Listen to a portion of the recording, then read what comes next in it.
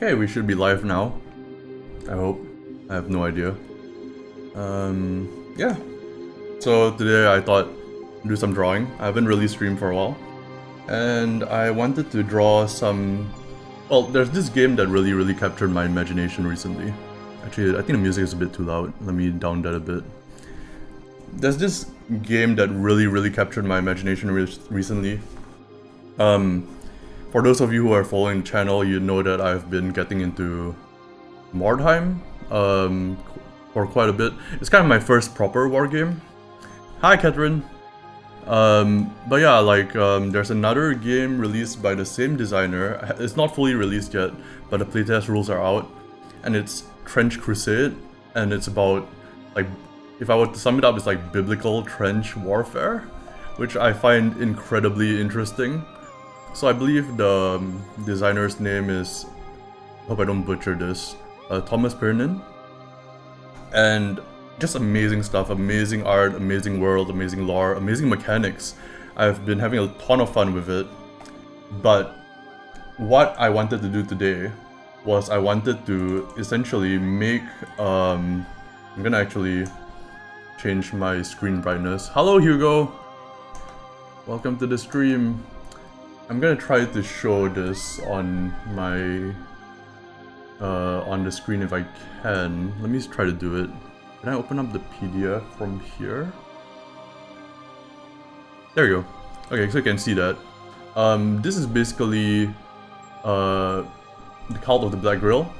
You can't really see it in full right now, but I'm planning to make a warband based on the Cult of the Black Grill, and I wanted to make some art for like how they're gonna look. And at the same time, I wanted to, you know, try out some new techniques. I have some watercolor pencils here. I haven't really used them all that much. I've used them for a few pieces, just this one piece mainly. I've been doing a lot of experimentation. I've been doing some ballpoint pen sketching. I've been doing some pencil work. I've been doing a lot of different things. Let's see here. This one was done in ballpoint. So yeah. Oh good, another cult. Yeah.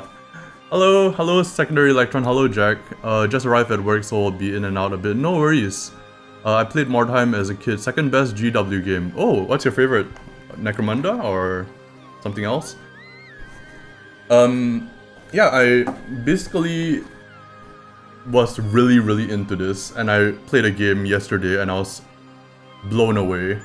One of the standout kind of like moments was my heretic priest ordering one of the stigmatic nuns to jump off a building and kill themselves in that way. And that was pretty crazy. Like it was really fun. So I wanted to make a warband based on that, and I have been making, you know, some concept art here and there, trying to figure out how to actually show off my army, like just figuring out how to make my army in the first place, right? So I'll show a bit of that. Let me see if I can find it. Yeah, here you go. I'm gonna switch over for a little bit to another screen. So I've been using Krita a lot, and yeah, I was just basically doodling this SketchUp, and I made a thing out of it. So I made this. Let me open it as a new document. Am I okay? Yeah, I'm okay. I'm fine. I'm perfectly fine. Why? What do you ask? You made a nun kill themselves. Oh, right. But the nun was trying to kill me, and the nun was also covered in blood and was very scary. So you know, it's something you do. Blood Bowl is my favorite, says Hugo. Yeah, man, I need to play more war games. I'm very new to this hobby. I'm very new to kit bashing, modeling, all this stuff. I thought I'd show off a few more things that I've made. I made this thing. Look at that. Oh yeah, I made a video on this stuff recently, but I've been making a bunch of stuff. So made all of the terrain on this board. I made all the terrain. Well, almost all of it. I made this thing for sure. But yeah, I've been doing a lot of things. And I really wanted to just try out a bunch of new art techniques, and I wanted to make some concept art for the minis that I want to make for this, and I thought the best way to do that was just to dive into it, and a good way of doing that is just to do it on stream so that all of my fuck-ups are perfectly visible to you guys. Let's see, Mordheim for me is the best thing GW ever produced. The premise, the aesthetic, the skirmish skill. I've been in a month-long Mordheim game, it's amazingly fun. It's really, really good. I might also be in and out, worky, says Hugo. No worries at all. Yeah, the recorded video will be up, or the recorded stream will be up, so for you guys to watch whenever you want. So I'm just gonna switch over to the other camera, and yeah. So here we go. So I'm gonna get rid of that PDF, or maybe I should leave it there, just to have a reference, so you guys can see what I'm seeing. I'm wondering which one I should make first. I think the obvious one is the Order of the Flies, Lord of Tumors. So I think that might be a good one to do. I'm not completely sure, but you know, like we'll just sketch something out and we'll figure it out from there. I'm gonna try to use my mechanical pencil for this, and honestly I was wondering whether I should do this analog or digitally, and I wasn't really sure. But I wanted to try some new techniques, like I said, so I was thinking of just doing it analog. So yeah, maybe I'll use like a scrap piece of paper just to do the sketch. Yeah, this is fine. So I was thinking like, I have a bunch of figures that I've made with a bunch of like tumor heads and stuff, but I think we should start with maybe the lore of it, which is like a high-ranking noble officiant in the cult of the Black Grail. The Lord of Tumors spreads filth and corruption amongst friend and foe alike. They commune with the Lord of the Flies through a trance-like ecstasy and can channel the very power of the 7th layer of hell, which Beelzebub rules. So I kind of already made this guy like with the figure I just showed you. So I was thinking maybe not this one. Plague Knight, I feel like I've made a few of those. The one that I'm really interested in actually, I feel I've made this all as well. Like stuff that can fit in with that at least. I feel like the Hounds of the Black Grail, I don't like have anything like that in my army at the moment. And I thought that might be fun to make.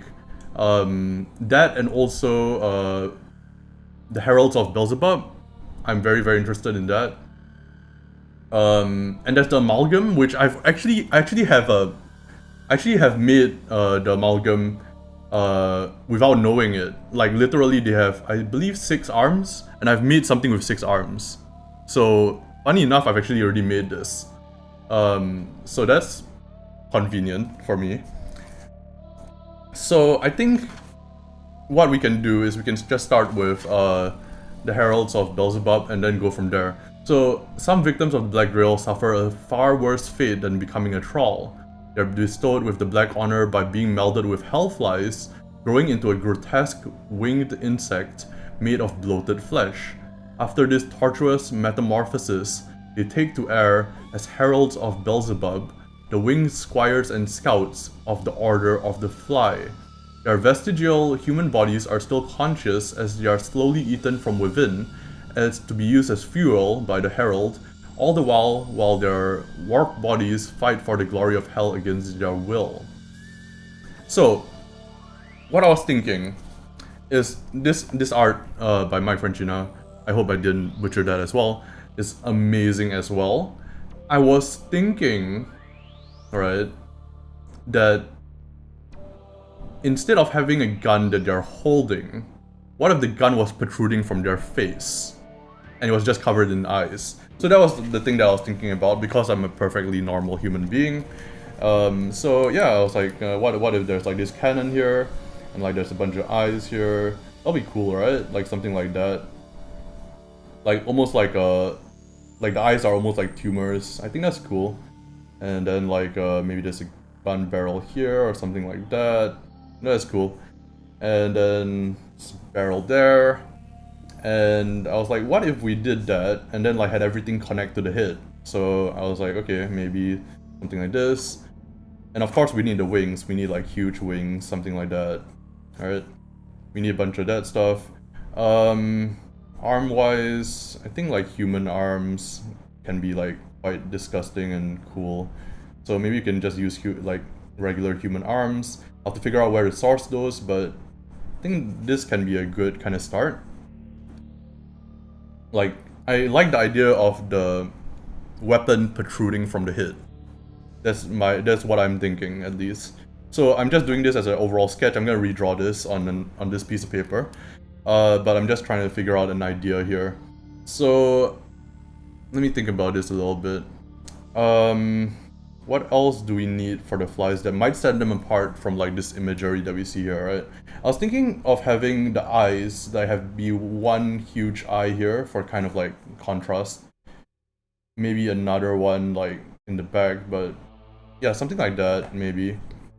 And then I was thinking they're still human, so I wanted them to have like chests and stuff.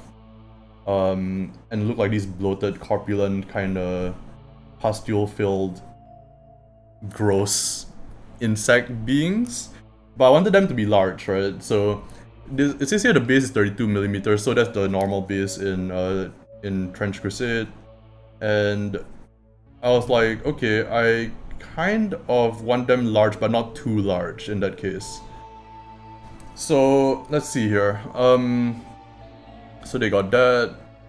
I think what's coming to my mind right now is that maybe it's kind of like their head was like kind of has these ripples of flesh around them, like that. It's kind of disgusting, but like, what if this entire part, like up to the head, was completely red? So this whole part, so this part is red, right? That's what I'm thinking. Like that part is red. The rest of it can be like this weird brown flesh, and then it can kind of like break out like around here again, and there's like all these tumorous stuff like coming out again. And I'm thinking like something like that could be cool, or we could even break it off around here. Like that might be nice. Right, something like that. I think that's nice and gross and cool. And then we can just have like little stumps for the legs. That's fine. So I think this is a good way to do it. Like kind of like a coat almost, right? I'm thinking of it like a coat of flesh. Yeah, like coat of flesh. And this is the flesh, and this is the blood. Sure, this is the skin. That's the red. That's the blood. And I was thinking the nozzle just extends from here, and maybe there's a few wires leading into it. I'm not sure. I'm not sure if that breaks the silhouette too much, but where's my eraser? Hey, there you go. Okay, yeah, I know what? You know what? I think this works. So I'm gonna I have to figure out what I want to do with the hands. Or if I want hands. I was thinking maybe the hands could be on the wings themselves, right? Like that. Like they could be like stumps that are like coming out on the wings themselves. Kind of like that, right? That could be cool. And they don't need to extend outwards, and I don't need like a pose for them. I just need to like focus on that fleshy belly, I guess. Like that. I think that's cool. Like if I did this and then like I had in the actual drawing I had it like maybe coming out like that. Yeah, I think that looks good. So we're gonna start with this, and then we're gonna see how it develops from there. I think this looks different enough from the one on over there. So I think I am pretty happy with how this is turning out. The other thing is like there has to be a way for them to store the ammo, right? So I think the ammo can be stored inside the body, like that. Like it's these little pustules that kind of come upwards and kind of shoot out through the nozzle here. Kind of like shoot out like that. Bam! Like these pellets that it keeps inside its body. And those can be yellow, right? So I got some yellow watercolors here. So that's the idea. Like this part is gonna be yellow. And I'm just gonna set this to the side and we're just gonna draw it. I don't have much space here, but we're just gonna flip this around like that. We're gonna get rid of the PDF and we're gonna start just drawing. It's a very rainy day today. Quite peaceful, I guess. Quite nice. I'm thinking of like just going in with either a ballpoint or a ink pen, but think that would be maybe a bit too risky, and you know me, I'm risk averse. I hate risk. So I'm just gonna do a very light kind of pencil sketch before I do anything else.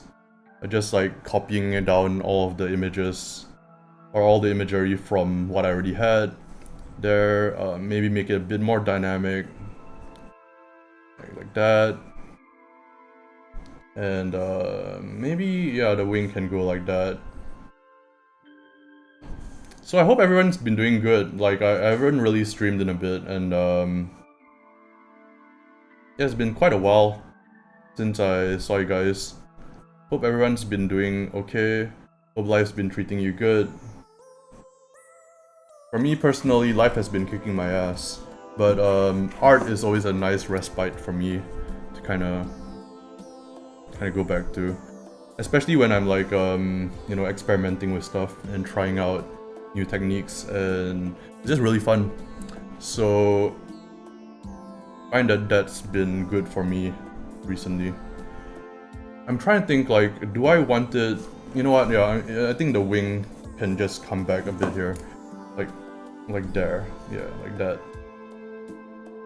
Let's see. Gonna play around and come back and see. No worries.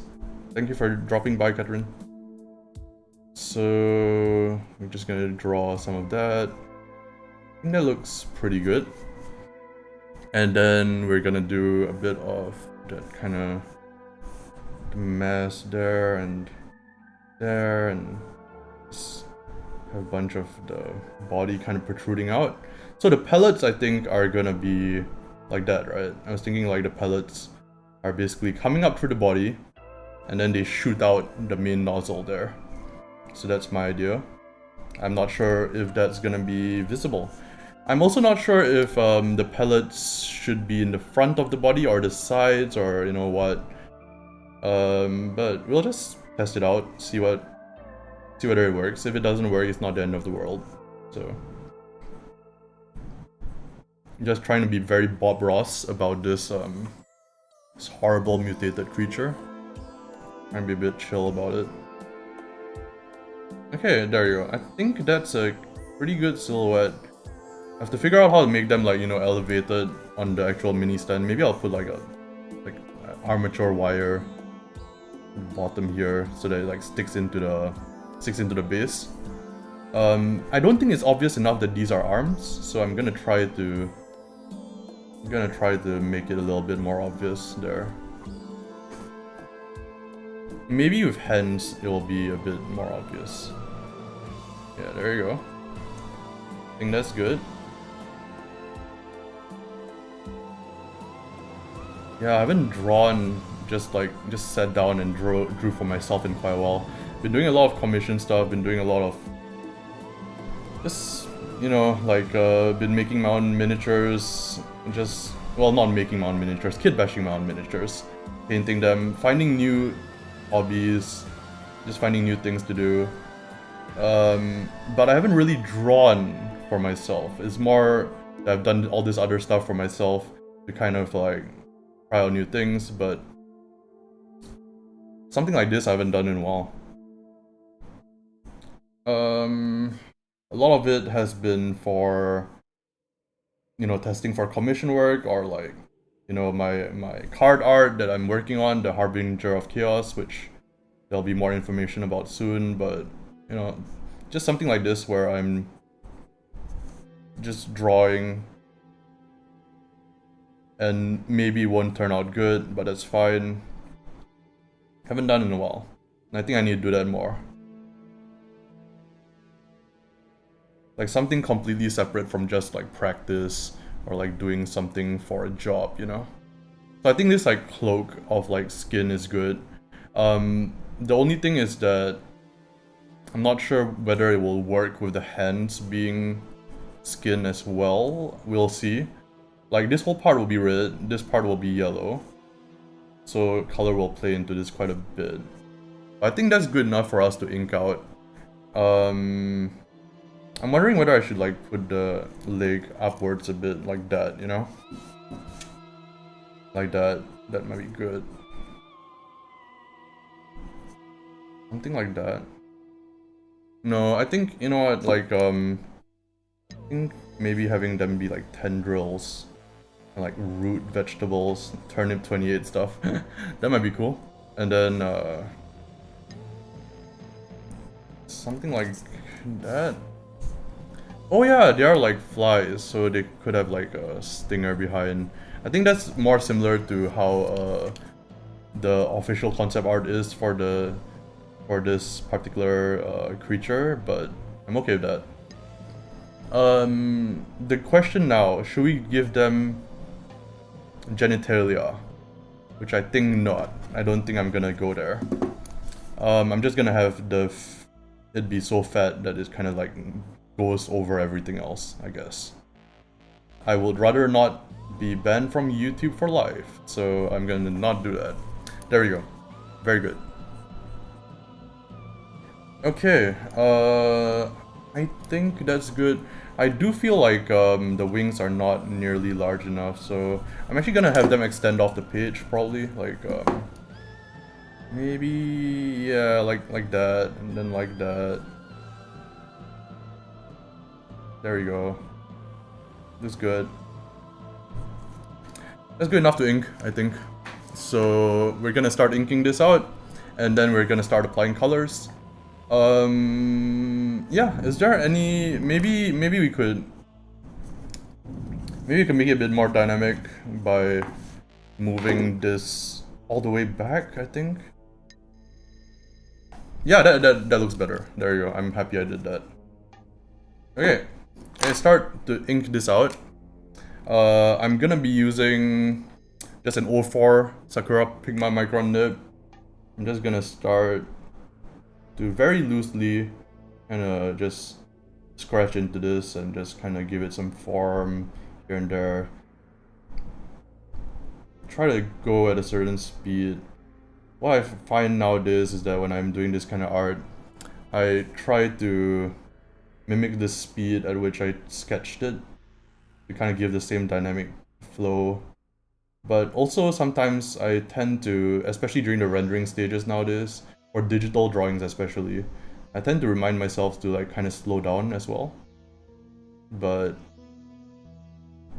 for the inking stage and for like trying to get that same kind of dynamism, I find that it's useful to just, you know, not go fast per se, but like be intentional about like how fast you draw, and knowing that that will actually contribute to how the image looks like. At least for me. Like I find that the speed and the tempo at which you draw is very important. Sometimes you just want to go slow, sometimes you just want to go fast. Depends on what stage of the process you're at, I think, primarily. When I'm doing digital art, I find that I'm trying to go fast all the time. And I find that that can cause me some anxieties. So yeah, so usually for that, I try to go slower and slower nowadays. But for my traditional art, I don't feel the same kind of anxiety, and that's partially why I'm doing it right now. So, you know, do whatever works for you, but for me, I spend so much time trying to get faster at digital art that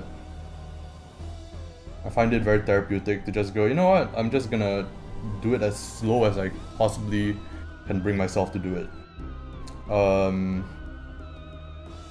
Bit of a nozzle there, I think. That's good.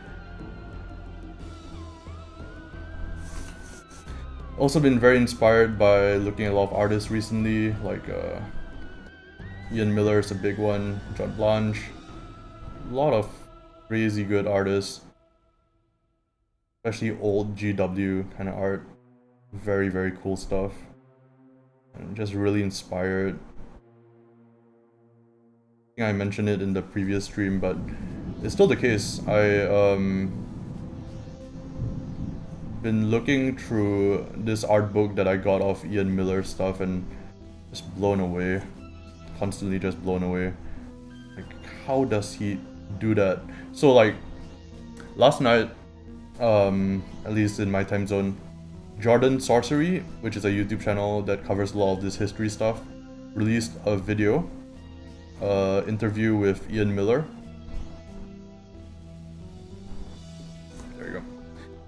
And yeah, it was just interesting hearing him talk about stuff before I went to sleep and stuff. And it's interesting because he said the same thing that I was like thinking about his art, which is like he looks at other people's art and he's like, how did they do it? Like he was talking about like digital art and stuff and how like he feels like his stuff is caveman technology, and I'm like, man, like no, it's just so good. Like his art, the stuff he makes, I think like it kind of made me introspect a bit because I've been having those thoughts recently, like where I'm like, imposter syndrome and stuff creeps in sometimes. It made me kind of like think about why I think the same thoughts as well sometimes, and why all artists kind of have those thoughts.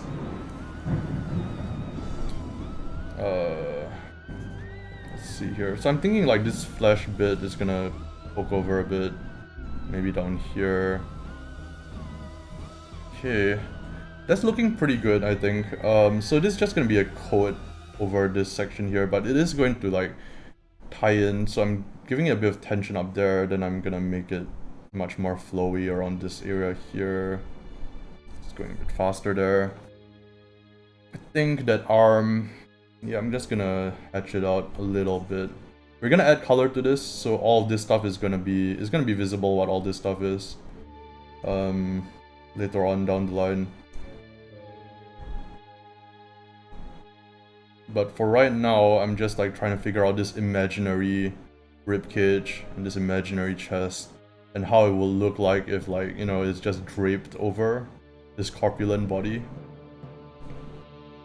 Something like that. And maybe some more tumor stuff in the back,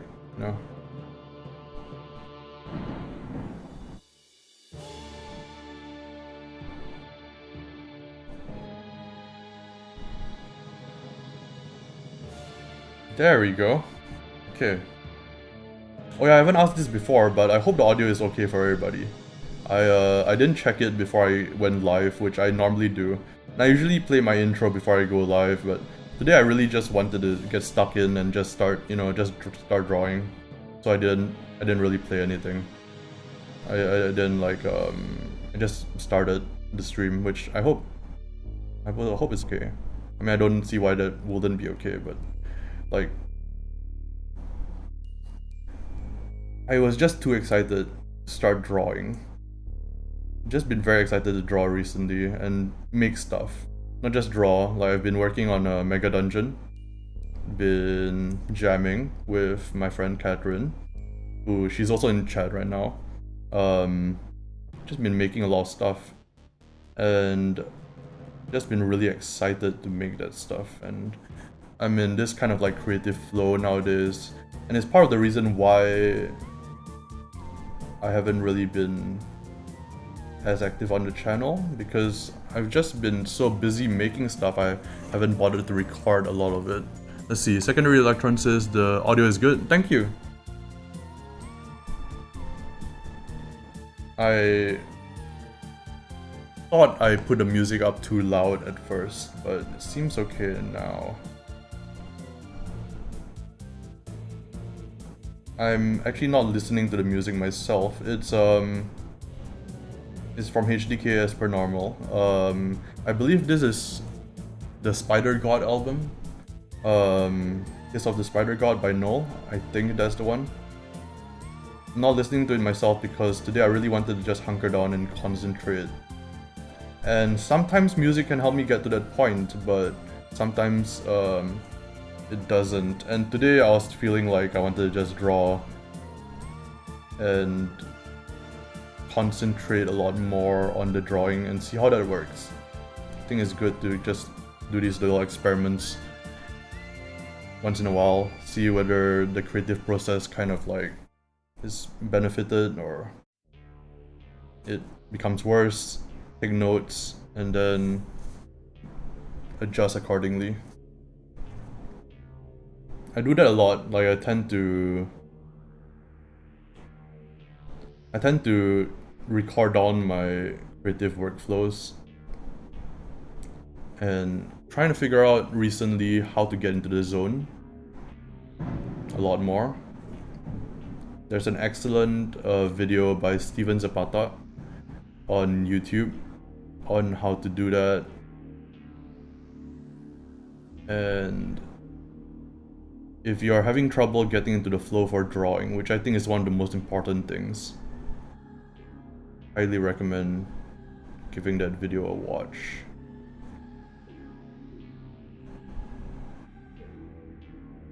If I remember to, I'll try to link it in the description as well after this goes live. Okay, let's put some fingers there. Or claws. Can really turn out to be anything else. I'm gonna just maybe push this up a bit, because I think this wing is a bit more fleshy than I drew it. I think it's partially made of like flesh around here. I'm not sure how it's gonna connect to the back, but I guess I'll figure that out when I'm sculpting it. Yeah, that was you, yeah! Yes, Catherine, that was indeed you.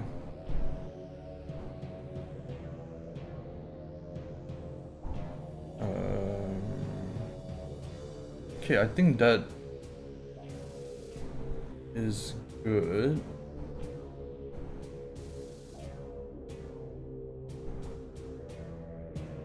Okay, I think what I'm gonna actually do is I'm actually gonna like interrupt the pattern here and there, kind of make sure it looks like flesh, even though it's supposed to be winged flesh. Like it's a bit. What I wish is I kind of like tore this up a bit, which I think I can still do. I can just put in a few cracks here and there. And I can just fix it afterwards. That's the good thing about ink. You kind of have to commit. Like once you I made a quote-unquote mistake. That's not a mistake. There are no mistakes. Just fix it. Make sure it's good. Just make it not a mistake anymore. You know. And I think I can do that with color. For that part, so I'm just gonna keep going. I'm gonna do the other arm in a similar fashion as well.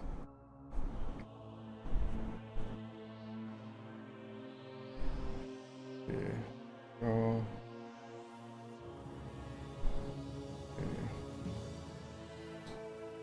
I do say I like ink quite a bit, but recently I've been doing a lot of pencil stuff, and it's a pretty different like kind of way of thinking for me.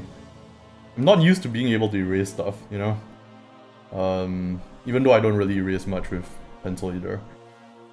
But there is the possibility of me being able to, so it's quite nice. It's like I enjoy like playing around with all these things like watercolor, pencils, and ballpoint, like just regular graphite pencils. I've been using a lot of Blackwing pencils recently. No mistakes, only happy little accidents. Yeah. Bob Rossing it, you know? Like, that's how I feel when I'm doing my miniature stuff as well. It's like, and that's a lot easier to do if you're doing something fleshy and gross. But I find that that does help me. Like, any mistakes that I make, just push through, you know? Like, and usually it will work out. If it doesn't work out, who cares? It's fine. Just move on. Like, not every drawing has to be a winner. And usually you'll learn more from your failures than you do your successes, so there's that. So what I'm gonna do is I'm just gonna erase out all of the pencil lines from this. I hope it's dried enough. I don't know if it is, but I'm just gonna erase it and we'll see. We'll see if I can take my own advice about there not being any failures once I inevitably realize that some of the pencil lines contributed to the dynamism of this piece. Yeah, we'll see. I might just introduce more ink lines where I feel it's necessary, but I might not, because we're also going to be coloring this, and that's one of the things that I wanted to try out today. Just using watercolor pencils on top of inks. Because I've been doing a lot of watercolor pencils, and then what I do is I ink on top of that. But I wanted to try it the reverse way this time, like inking and then using that as a kind of base to do some watercolor pencil stuff. We'll see if it works. I'm not completely sure that it will, but we'll see. Okay, there you go. Yeah, I'm seeing some areas where it needs refinement, like here. Yeah, maybe like there. Yeah, I'm just gonna work on this out a bit more. Maybe there. Around here is good too. I think here I want to kind of emphasize more of the pustule-like nature of the tail. So I'm gonna put that in there. Get that there. Maybe some muscle stuff. Maybe some more shadows around the belly.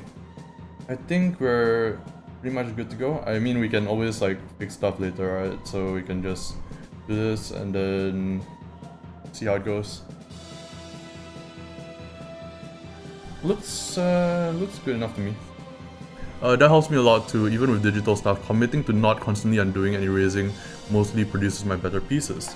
Yeah, like when I'm painting in digital, like when I'm inking in digital, sure, I'll undo, I'll like erase.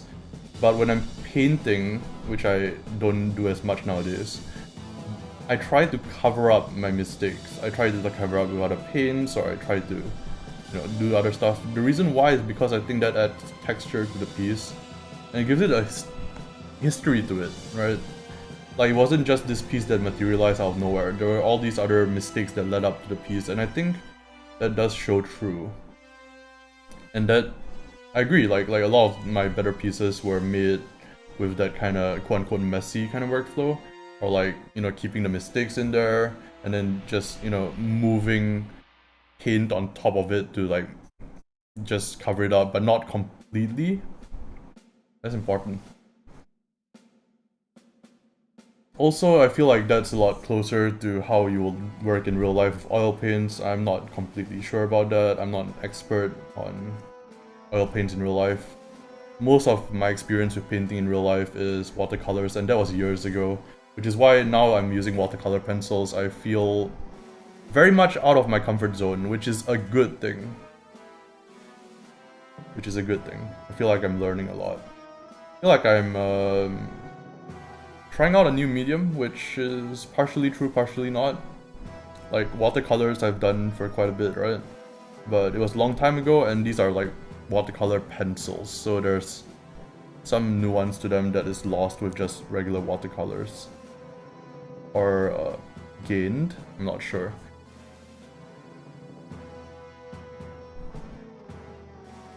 Okay, I'm gonna take a drink, a sip of coconut water.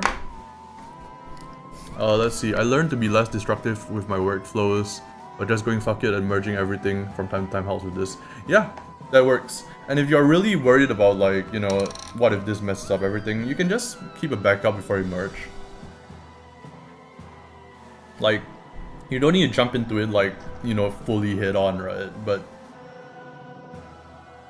I think getting used to that is good. And I think another good tip that I will share for like getting more confident with your lines and stuff is do traditional inking. Do like ballpoint pen sketches, do ink sketches, and don't use a pencil. I did a pencil for this because it's a larger piece. But if you're doing studies, right, like let's say you're looking at a building, or you're looking at an apple, or you're looking at a cat, and you're drawing that thing, there's no need to do underlying sketch, and that will help your confidence. When you're doing an actual piece, like something like this, by all means, go for it. Just do a sketch. But yeah, I find that that's why I enjoy doing ballpoint sketches nowadays, especially for my practice stuff. Yeah. Alright, now for the fun bit, which is the bit in which I have no idea how it's gonna go. Also, did I draw on it? Okay, I didn't draw on a paper that had something else on the back. Okay. I have no idea how this is gonna go. It could go horribly. In fact, it's very likely to go horribly, because I don't really know how to use watercolor pencils. I watched like one video on how to use them, and I basically, all I know, right, is I take the watercolor pencils, I draw them, and I use this water brush, and I just brush on. That's it. That's all I know. Let's do it. So, I don't even know what color I'm gonna use. I think this part is gonna be red. Alright, like I said, this part's gonna be brown, this part's gonna be yellow, and that part's gonna be lighter brown. So we'll start with the red. So I got some crimson here. So I'm just gonna start brushing it in, and it's probably gonna look horrible first, but I'm gonna just try to do it in layers. Because I think that video the one video that I saw, was it 2 videos? I was like, they were like, do everything in layers, and I'm like, okay, I'll try that, sure. So you're gonna have to wait for this to dry. I'm literally gonna stream paint drying. Fortunately, it's quite fast for watercolors, but still. So yeah, I'm just gonna go with how I feel this will look good. I have no idea whether, because, how do I put this? Like, the color combinations are not gonna be how they will look like once I brush it over with water, because it will be a lot more saturated. Like, the watercolor pencils get a lot more saturated once you brush water over it. So this won't be the same color as what we're gonna see it become. And that makes me a bit nervous. But yeah, we'll just see what happens. I think what I'm gonna do is I'm gonna actually fade it or gradient it down into this ivory black, which is more of a cool kind of black. Something like that. And then what I'm gonna do is I'm gonna put some brown. I'm just gonna gradient it off in that fashion and hope that it works. If it doesn't work, like I said, who cares? This is just for me to this is not commission piece, this is not anything, this is just me to make a design that I like, that I can possibly make into some kind of miniature. And it's just a reference point. So I try to remind myself of that nowadays, not to be precious with my art. Which I think I'm a bit better with that than some people. Some people get really precious about their art and try to be perfectionist about it. But you know, perfectionism, I find that to be a pretty horrible trap to fall into. So then again, it does help some people, so you know, your mileage might vary. Alright, so we got that done. Like I said, it's gonna look very different once I brush on the colors. I think I'm not gonna put a yellow in just yet, and I'm gonna do a bit of this section, but I'm not gonna do a lot of it. I just want to see how this body looks before I go ahead and do the rest. So we'll get our ward brush out, we'll dab it on some tissue paper. Just make sure that all the colors are brushed off it. This is a really old one, this is like 4 years old, but it still works, so I'm just gonna use it. No, this is way more than 4 years old. Probably like 6 years. I got this before I graduated, so holy shit, it's been like 6 to 7 years. Okay. Alright, so let's just brush that in.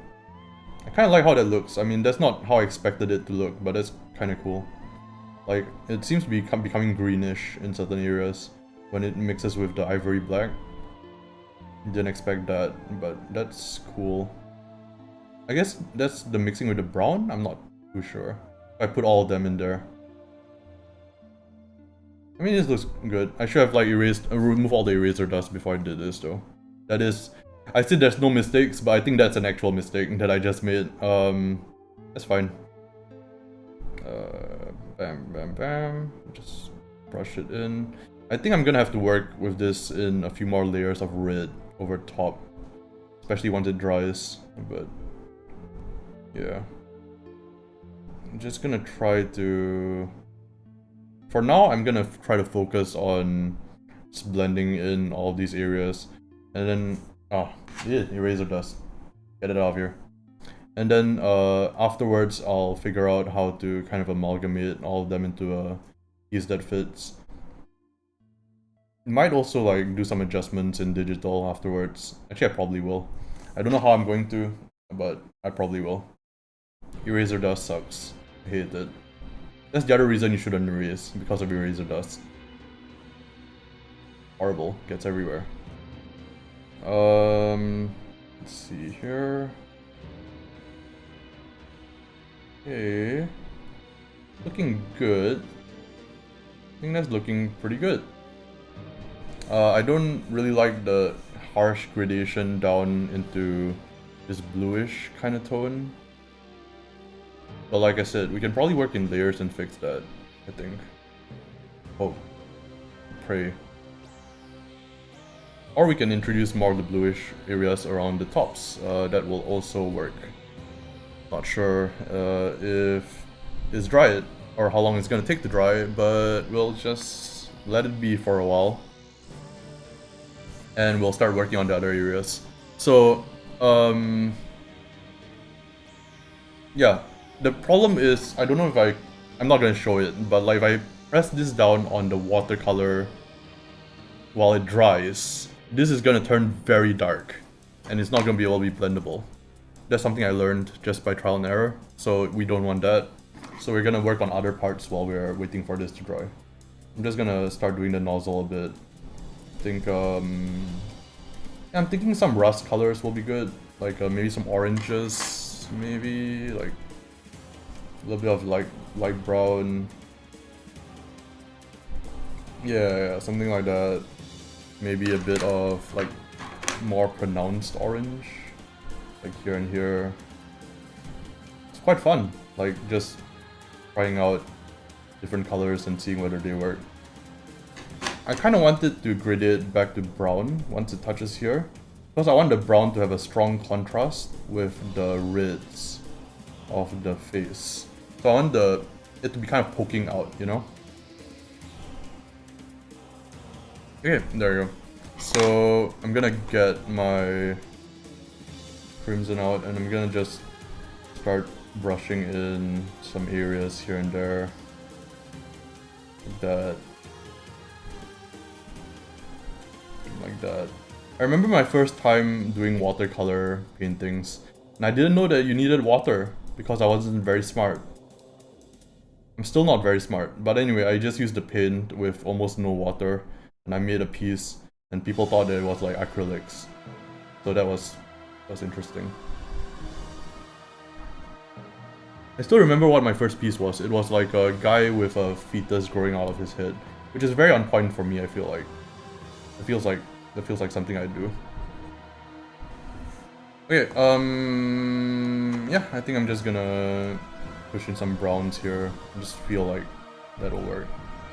I'm not completely able to articulate why, but I feel like some browns here will work. Maybe give it a light dusting of like some orangey brown at the bottom. Yeah, that's good. Why not?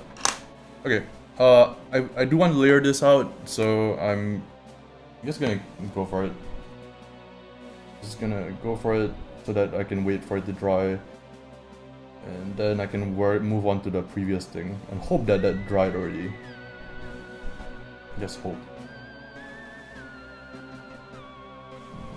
Okay. There we go. God, I don't think it's like as not vibrant, but like it's not the color I want yet. It's also a bit too saturated, and I might not be sure how to actually fix that. I have no idea actually. I'll figure it out. I'll figure out something.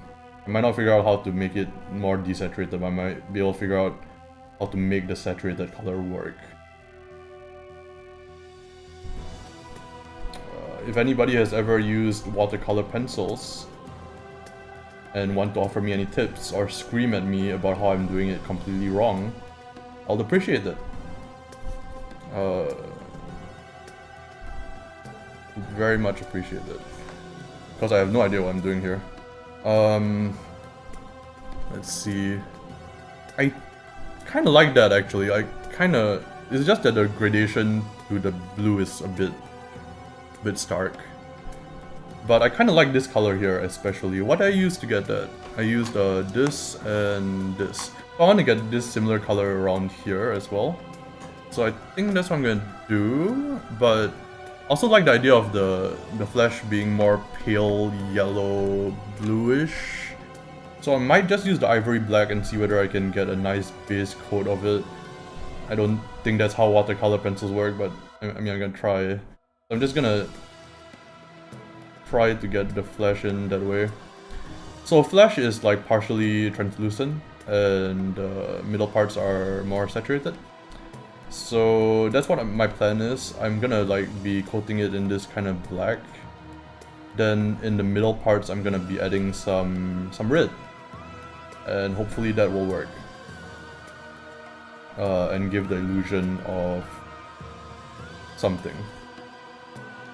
Like give the illusion that there's some translucent skin there.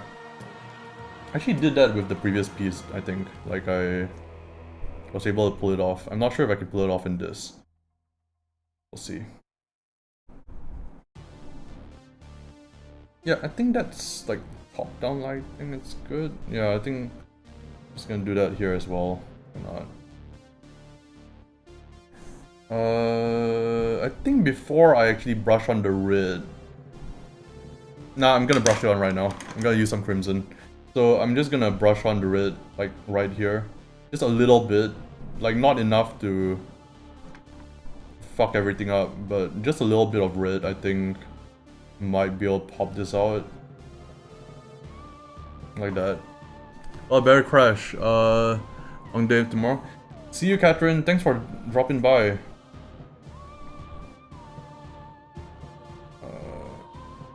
Appreciate it. Let's see.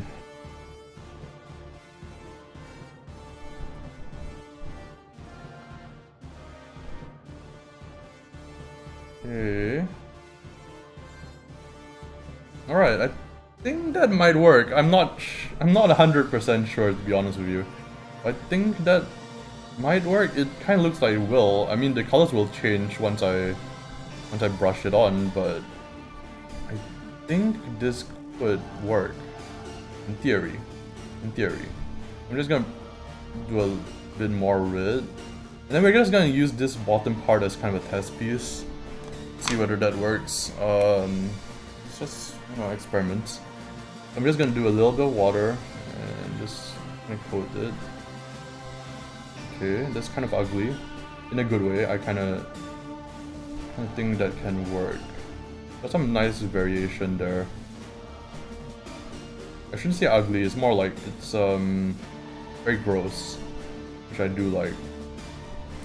I've used them a little bit. For intense spots or small adjustments, you can dab your water brush on a pencil tip and apply directly. Oh, that makes sense because of like the thing where if you apply it on water, it just becomes like really dark. That's a good tip. Thank you, secondary electron. Yeah, I might do that actually for like the really dark spots, especially if I'm like gonna be working this piece up to have like more intense lights and more intense dark areas. Probably do that for. I think what I'm gonna do is I'm gonna try to do that for these spots right here. Just gonna put some red there, some ivory black. I kind of like how that looks. Yeah, I think so that I think my plan worked out fine in terms of like layering the colors in that way so that there's more saturation towards the middle. It seems to work. I mean, it looks like how I thought it should look. So I'd say that's a success, probably. And I'm gonna do that tip that you shared, which is putting the water directly on the pencil tip and then applying it. I think I'll do that on the very dark areas, but I don't want that much saturation, so I'll just use it with the ivory black. Now, I like this, but this part is obviously not done properly, and I think it's dried already. Yeah, it is. So I'm just gonna coat the whole thing with red. I'm just gonna coat the whole thing with red, because I think I want this part to be... This is the only part that I want to be fairly saturated. The rest of it, I want it to be kind of desaturated, so I won't be going in too hard. But this part, I want it to be pretty red and pretty fleshy and pretty gross all around. So I'm just gonna do a lot of like red here. Like that. And I'm gonna have to put some bright yellows as well. Like for the pellets that are being shot out of it, you know. Okay, I think that looks... That might not even need like water. That kind of works as... I'm gonna put water on the bottom because I want to saturate it, but I'm not sure if this will fuck it up. Yeah, I think we're lucky. It doesn't really fuck it up. It actually does saturate the amount that I want. That is good. I was kind of worried. The top parts we might not... Yeah, I think we'll just like do the brushing of the lower parts there, just to get the saturation going. I will leave the top bits hit by the light alone. Let's see. I made a joke thing for the Naunborg gem. Ah, I saw that, yes. Catherine showed that to me. And it keeps exploding. Seems like gems are not only amazing for my creative process, but also for peddling my bullshit. Yeah, gems are great. I really, really like... I used to do a lot of game gems. I don't know how many of you are familiar, but I used to be a video game developer and I have participated in a lot of game gems. Like, by a lot, I mean I've made maybe 30 games out of game gems. Why are there a bunch of A's on your shirt? Because this is a shirt that I made. It's a Screaming Temple. Look at that. It's not for sale anywhere, it's just... Oh, I hit the mic. Not the mic, the camera. Damn you, Jack.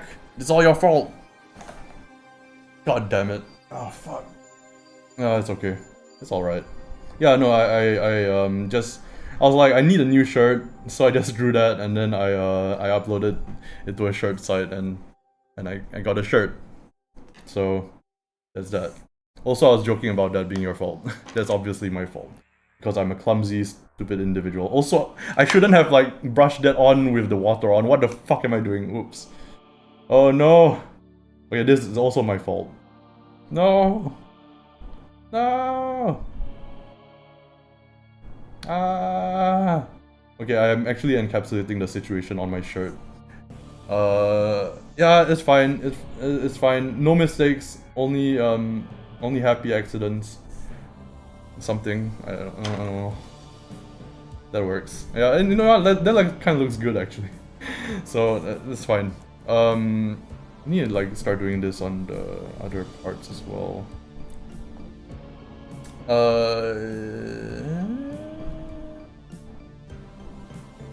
Yeah, I think that's good. So what I'm gonna do is I'm gonna start doing the same thing I did here on the top part there. I'm just gonna like layer it up. I'm just gonna layer it up. Layers. Layers. I think I'm gonna just leave all this kind of like that, except for the top here, which I will not put any... I was gonna say paint on, but it's more like crayon, but you know, all a part of my plan. All it worked. Very good. Very good. You've made me knock over my entire setup. Happy little accident. Ah! Yeah. Okay, let's see. I should actually, by the way, I was realizing when I was looking through my videos that there's a chat replay, but like because it's YouTube, sometimes it fucks up. And I was thinking of like setting it up so that people who are watching the recorded streams can see the, you know, that whatever messages you lovely folks send in, like in the bottom left or something. I was wondering what you guys thought about that. Is that a good idea? Bad idea? Don't care? What do you think? Will it help out in any way? What does this guy... God damn it, OBS like hides the some of the words sometimes. What does this guy spew out? Okay. Yeah, so there's these little pellets that are coming up to its throat there. And those are gonna be yellow pellets that explosive, it spews out naturally. If you know anything about flyman anatomy, you know that it spews out explosive yellow bullets, I guess. I suppose. Don't care. Alright, yeah, that's fine. I thought it was a neat idea. I mean, I thought like maybe I could be a real streamer. But I guess not. Let's see. This here. Ah! Is that okay? Does it look good? I can't tell. To do this whole thing first. No, that looks like shit. God damn it. It's okay. That's fine. You know what? I'm just gonna brush it over with more black later on. It's gonna be fine. It's all gonna be okay. Don't worry about it. It's all gonna be okay. Fuck, that's not okay. Yeah, I'm gonna have to like add more red there. I don't know how to use this thing, but I mean, I'm having fun. I don't know about you guys, but I'm having fun.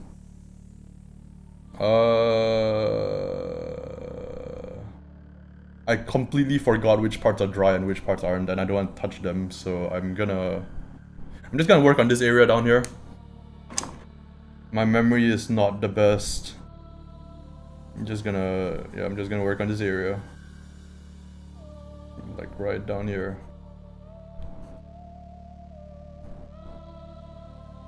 Like something like that. That's kind of cool, right? Oh yeah, you know what? Like, you know what I could do? I should add some green in there, like make it real disgusting. Yeah, I should do that. Yeah, I should do that. Yep. No, we're gonna do that. Well, after I finish this part up. Gotta be patient. Gotta do things in the correct order. Oh god, why do the wings have hands? You know, that's just regular flyman anatomy, right? Like, it's just how they operate.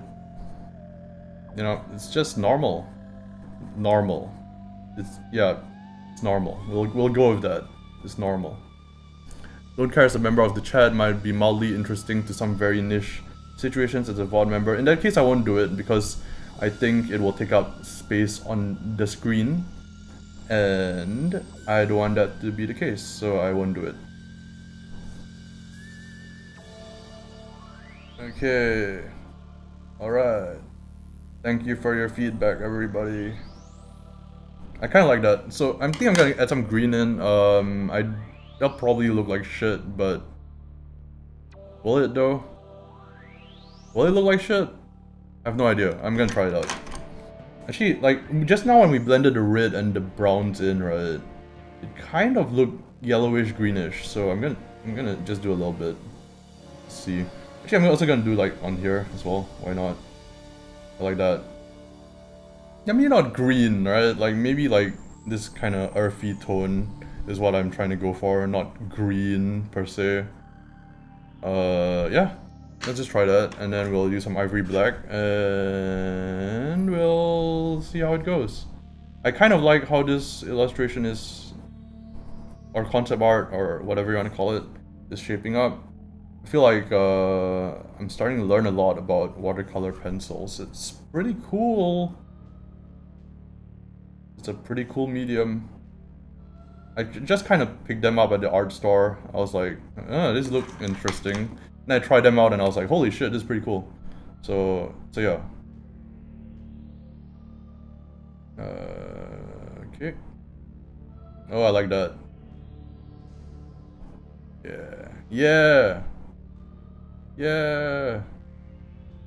It's cool. I do think I prefer like painting it and then inking on top. But this works too. I just need ink on top a bit later as well, and we should all be all good. Okay, there we go. Get some of that nice earthy tone in there. Yeah, yeah. Like it. I like it a lot.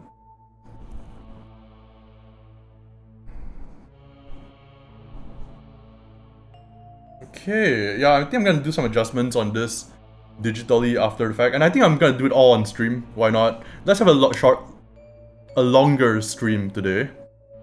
My brain doesn't work right. I was thinking we could do a longer stream today because I have more energy today, which, you know, that is quite rare. I don't usually have a lot of energy, but today, how long have we been streaming? 1 hour, so I feel like we can go for 3 hours? I'll just stop when I'm tired, actually. That's probably a smarter idea. But yeah, we'll probably go longer today, I think. Cause why not? It's like, I only stream once every fucking year, so why not? Yeah, this looks pretty good. Like that. Yeah. Yeah! Okay, think like this part here I could do a bit more of that. I like that. This cool. Like something like that too. Yeah, I like that. It's good. Brush that in. I forgot to put it in the red. That's fine. You can always fix it up later.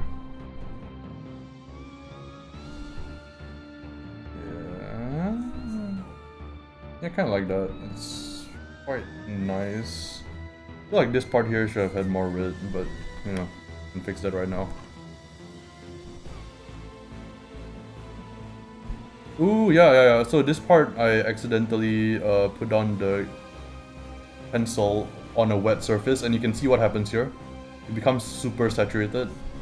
Luckily I did it in a place where it makes sense for it to be super saturated, but like if I didn't, that would be bad. But I can see that kind of happening here. Like that part is a lot more red than the other parts. So I'm actually gonna do that. I'm actually gonna do the tip that secondary electron mentioned, which is I'm gonna apply water directly to the tip of it, like so. Get rid of some of that excess, and then I'm gonna just start brushing it on areas that I feel like would be particularly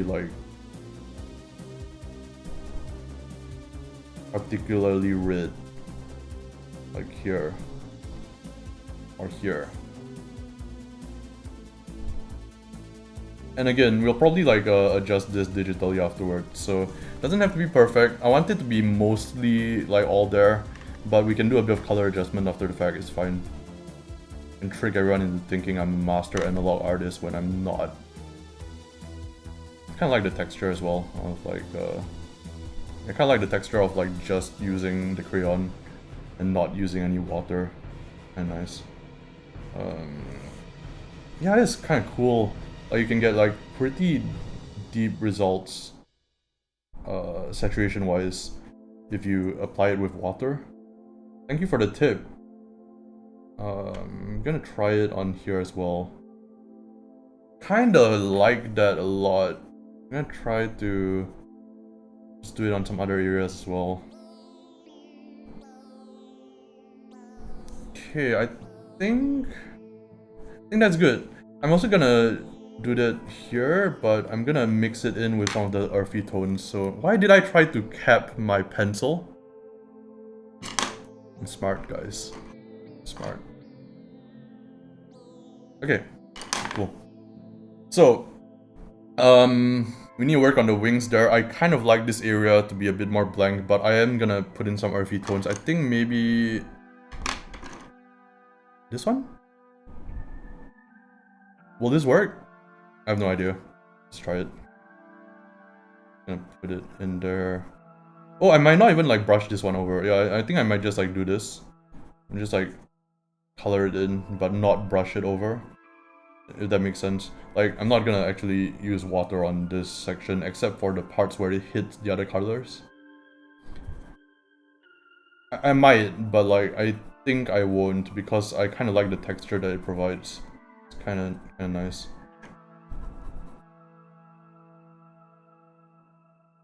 I don't know if it'll mix still though, because like, I think that's dried up already. I don't think it will, but we'll see. We'll see. Was this a mistake? Actually, I'm not sure. I feel like that color is a bit too.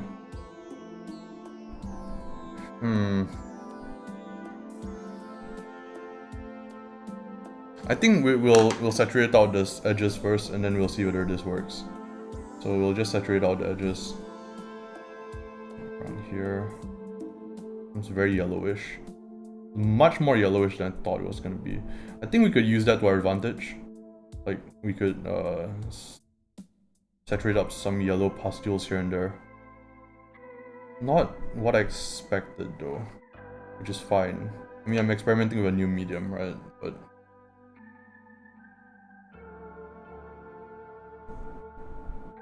that might be one of the areas where I'm actually gonna touch it up digitally to be a different color. Because I don't know if I wanted that yellow. I might actually, there might be a fix to this, and that might be to introduce some brown tones to it. That will probably fix it, which is, yeah, I think I'm gonna do that. I'm gonna try to apply the yellow throughout the skin, but then I'm gonna double it up with a bit of brown. Like a bit, I'm just gonna do it for the rest of it right now. But I'm gonna double it up with a bit of brown towards the edges of it. And I hope that works. I have to be honest here, I'm not certain that it will work. But what I'm gonna try to do is I'm also gonna try to make it paler towards the edges of the wings. I want to make the wings look semi-transparent, but I'm not sure how I'm gonna do that. So I'm just gonna leave that area alone for now, and then I'm gonna try to work in the earthy tones here. So we'll just kind of do that here and there. Just a little bit. Yeah, so I'm not gonna brush in all of it, just enough. And then I'm gonna go back into here. Yeah, and then I'm gonna use some like brown tones here. I'm gonna try and mix it up in that way. I think it's actually quite interesting how the colors are intermingling actually, so I don't hate it. It's just that I think it should be paler than it is right now. But again, we can always get to that more pale kind of like appearance just through contrast. It does mean that we have to paint up everything else though to make it have that contrast. But I was going to anyway, so it's fine.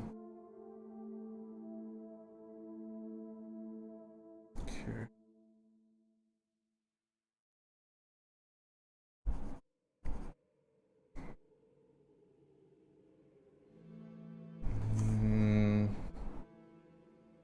Yeah, so I'm gonna go in with the ivory black on top of this, like in these spots here. I might do the trick that secondary electron just mentioned just now, which was the applying water on the tip. Just for those very dark areas. I think that works actually. Yeah, so I'm gonna try to like do something like this.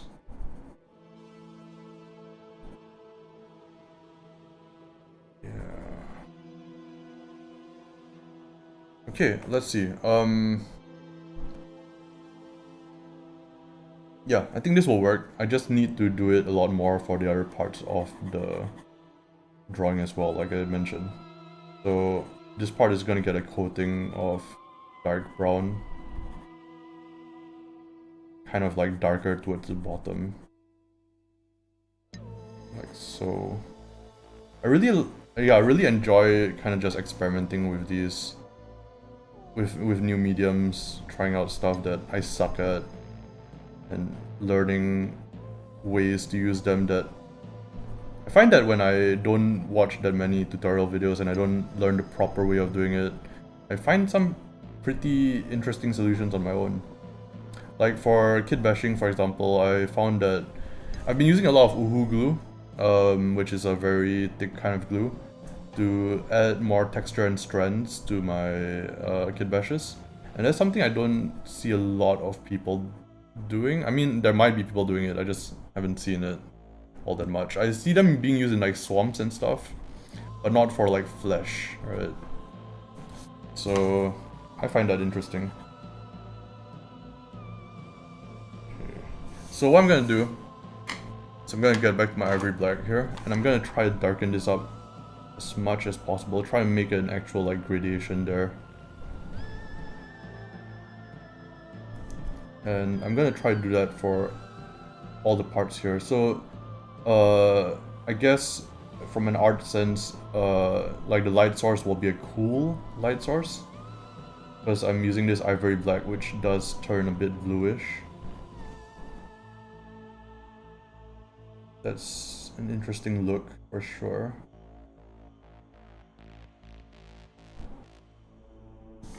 I was kind of reminding myself in my head that like I can touch this up digitally, but I think now that I think about it, I actually want to make sure that it looks as good as it can be just on the paper itself.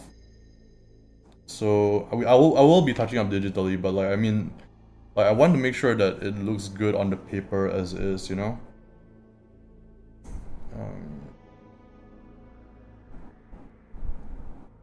Yeah, I'm thinking. So I'm thinking like some darks here will be good. Here as well.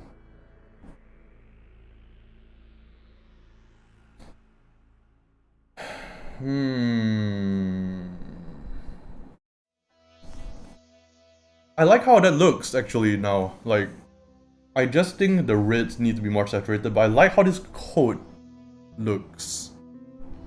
I don't like how desaturated that red is, but that is fixable. This looks fine. Like, I should just leave most of this alone at this point. Cause I like how this coat looks. It's just the reds are not quite up to standard. So I'm gonna do another coating here, and then I'm gonna just start saturating up certain sections and just kind of building it up as I go. I'm also thinking of using like a bunch of the red stuff for like a bunch of like this red watercolor stuff for my cards, but I'll have to figure out how to I'll have to figure out how to actually modify the image to just have black, white, and red, along with variants of them. I think I can do that with like color balance, but I need to figure that stuff out. Because I want to do more pieces analog and traditionally, but the paint, like the red parts, like painting the red parts, because my cards are all like, you know, black, white, and red. Painting the red parts tends to have its own problems. So, trying to figure that part out. Okay. I'm gonna try to fill in all the areas that are kind of whitish. Just gonna coat it in a bit of red, especially since I said earlier that I do want it to be a lot more saturated. What I'm gonna do after this, is I'm gonna hit it with some Posca white, so that some areas will be just reflective, like it will just have the shine on them. So what I'm gonna do is I'm gonna actually fill all of this up with red. And for those of you wondering like what kind of paper I'm using right now, I'm using like Bristol board, which apparently is not the best kind of paper to use for this kind of work, but seems fine. Seems working so far. Okay, I'm gonna try to saturate out certain sections here, like there, all the stuff under shadow, or in the mid-range rather, like where it will get the most saturated. Just trying to like dab it here and there.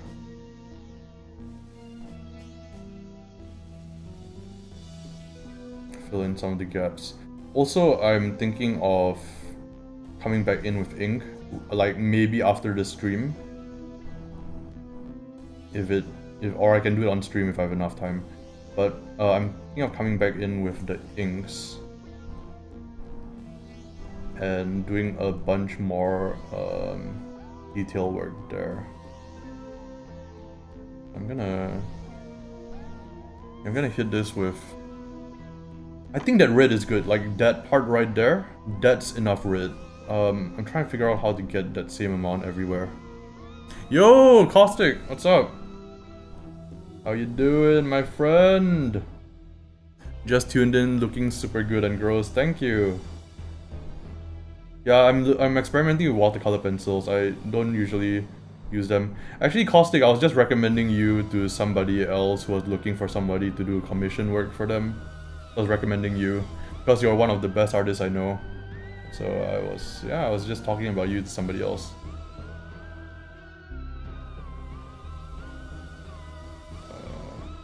Here. Okay, that looks good. I think, okay, so we have to do the same thing for this section here, and for, didn't I color in some of these areas here? I guess not, or not enough rather. I'm gonna layer it on a bit more. Yeah, no problem at all. Like, you're an amazing artist. Really, like, awed by your work every time I see it. It's awesome. Okay, there we go. This looks like Hellboy, kind of. Like, it reminds me of Hellboy, at least. Like same color scheme, I guess, but I mean it's not very similar, but you know, kind of reminds me of that.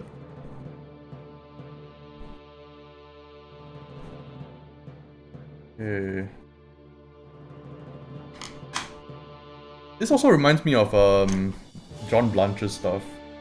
Like, I mean obviously it's worse than any of the artists that I've been talking about, but it does remind me of that, you know? Kind of reminds me of that kind of style. I believe... Yeah, you know what I'm gonna do? Like, after this, when I'm digitally manipulating it, I think I'm gonna make the inks a bit less dark, so they blend in a bit more. And I think that's how I'm gonna do it. Yeah, I think that's how I'm gonna do it.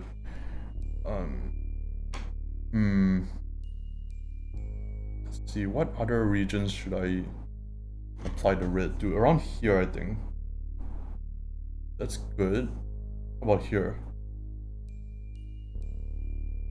Just a bit. Yeah, I definitely need to work on the wings at some point, but I'm not sure what color to make them yet. So I'm gonna work on the pellets instead. So the pellets are gonna be bright yellow. I'm just gonna do that.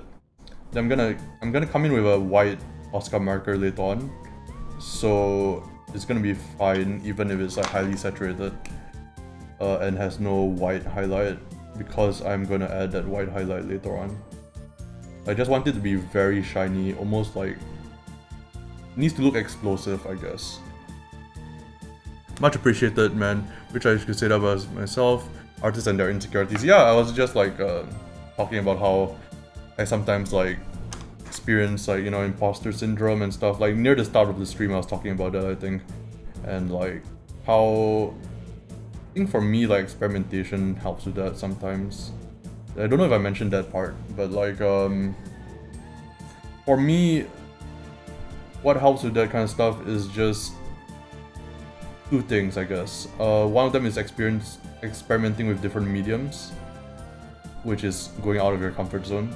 And one of them is staying in your comfort zone, actually doing stuff that you know you're good at. You know, reminding yourself, hey, I can do stuff. Alright.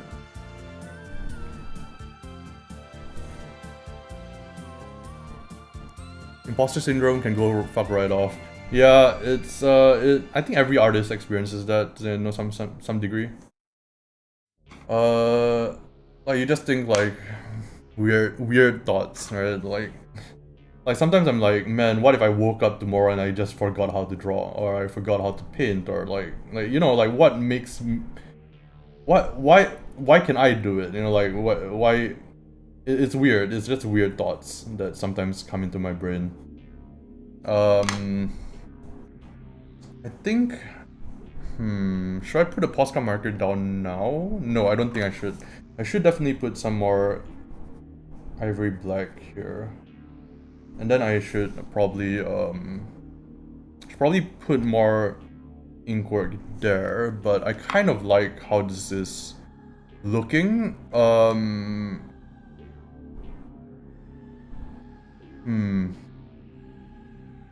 The parts that I'm not happy with, honestly, are here. I don't think there's enough red there.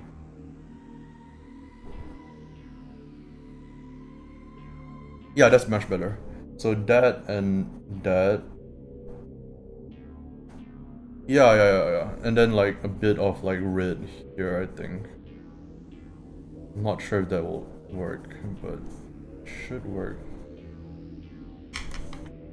Yeah, okay, let's see.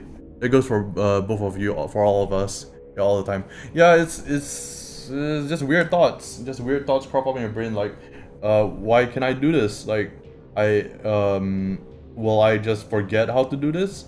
Am I using crutches? AI art is becoming a big thing. Am I gonna, like, should I go away from digital? Should I move towards digital? How much time should I be spending per piece? Am I getting efficient? Does efficiency matter? Should I... Like, there's so many things just going through my brain on doing art, and sometimes I think a lot of the time it can get to the point where you start paralyzing yourself to not do art. And at the end of the day, like, the most important thing about the art is the actual practice. Like, I'm not saying like practicing art, I'm saying like the actual act of setting your pen down or your paintbrush or stylus or whatever it is on a surface and actually doing that, not work, but like just drawing. Like, let me put it like this, right?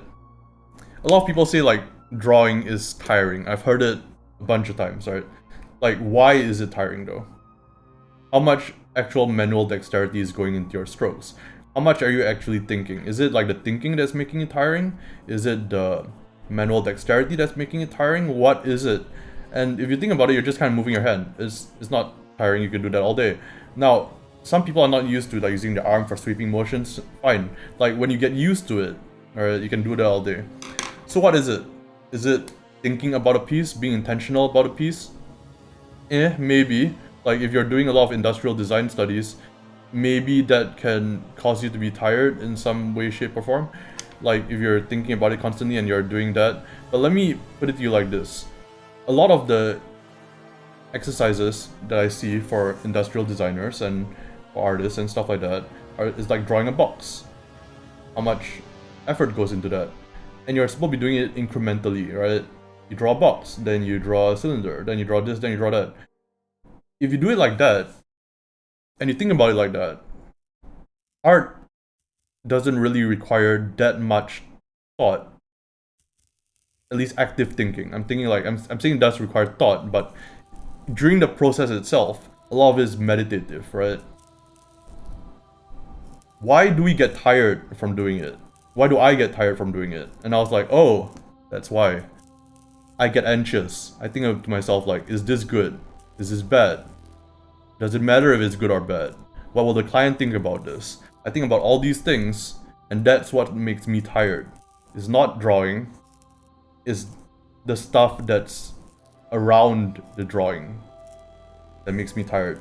And I haven't looked at the chat during this whole time because I want to basically articulate my thoughts properly, but let me look at it now. Mood. yeah, like, I realized that I realized that drawing is not the tiring thing. Also, this paper is warping. Maybe that's why I shouldn't use this for watercolor. But drawing isn't the tiring thing. It's not. It's the anxiety that surrounds it. That's what's tiring. If you can let go, or you can get into the flow, or you can get into the zone, or whatever you want to call it, you can get into that frame of mind where you're still learning, you're still getting better at your draftsmanship or painting or color or whatever it might be. You can get into that frame of reference, frame of mind. You're good. You won't be as tired, you can draw more, you'll enjoy it more. Like, I was thinking about this recently, like, how much of drawing has to be hard? Like, okay, practice can be hard, right? Like, sure. If you're drawing for a client, that can be hard. But is that the actual drawing, or is that just like the craft, the other stuff that surrounds it, right? The stuff that your brain is telling you, like, it's all this other stuff that makes it tiring, not putting your pencil on the paper and moving it around. Not thinking about, oh, this reference looks cool, I should follow that perspective. It's not all that stuff, it's just that despair of like, is this gonna be good? I feel is what makes it tiring for a lot of people. At least for me it does, right? And I think it's very hard to learn how to let go of that. I think it's a similar struggle to learning to meditate or learning to do other stuff like that. But once you figure it out, firstly tell me how you figured it out, because I think I figured it out for myself, but I think it's different for everybody. Like, how do you let go of that? A lot of that for me is like figuring out how to physically kind of get in the zone. And I kind of find that once you can do that, like on command, it won't be immediate. You will probably have to spend you know, at least 20 minutes, 30 minutes, 40 minutes drawing to get into the zone. But once you can start to be like, okay, I know that if I start drawing within 20 to 30 minutes, I can get into the zone, I can start drawing, and I won't think about, oh, does this look good, does it look bad? Like, you can think about it, but it's kind of like meditation, where you see the thoughts passing by, and you just let them pass by. You can make changes to your artwork, you can say in your brain, oh, this looks good, this looks bad, and then change it as a result, but it won't affect you on a anxiety, on a soul kind of level, and then you won't be as tired anymore. That was my huge rant to say that, like, I think I figured some stuff out between the time that the last time I streamed and now. I figured some stuff out about myself, and I figured out how to essentially do what I love for longer. And the solution is just don't give a fuck. Just do things. Just start doing things, you know? And I say that, and it's like it's very easy for me to just say that. It's really hard to execute on, I feel like, for most people. But I think once you get to the level where you can do that, it just becomes more of a meditative practice. I find that, like, I tend to think a lot about existing issues with my life or myself, other stuff like that, a lot more nowadays when I'm drawing than, does this arm look okay? Does this hand seem fine? And I still get those problems fixed, right? I'm not ignoring those problems. It's just, I don't know if autopilot is the right word, but something like that. Like, I'm starting to get into this kind of state where I am able to just draw, and at the end of it, I look up at the clock and I've spent 3 hours on a drawing and it looks good. It looks better than stuff I normally draw. And I'm wondering nowadays whether the art that I make so consciously, like with so much intent, during the actual process itself, is better than the stuff that I do that just, you know, free-flowing comes out of my mind. And that's a tough thing to think about. Like, I'm not sure. I don't have an answer for that still, but like I said earlier in the stream, it's all about, like, practicing, putting yourself through the steps, and then seeing what results from those steps, right? It's all about experimentation, seeing what works for you.